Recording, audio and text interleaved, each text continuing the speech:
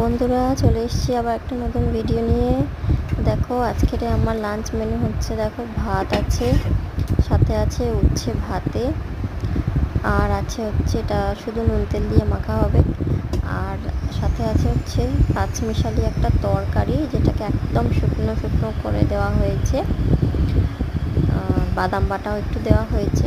আর দেখো এটা হচ্ছে ধোকার তরকারি করেছি। তো আমাদের এখন নিরামিষই চলছে। তো দেখো আজকের ভিডিওটা কেমন লাগলো অবশ্যই কমেন্টে জানিও, আর ভালো লাগলে একটা সাবস্ক্রাইব করে নিও। আর যারা ফেসবুক থেকে দেখছো তারা ফলো করে দিও আর শেয়ার করে দিও অবশ্যই। তো চলো, দেখা হবে আবার একটা নতুন ভিডিওতে। ততক্ষণের জন্যে টাটা।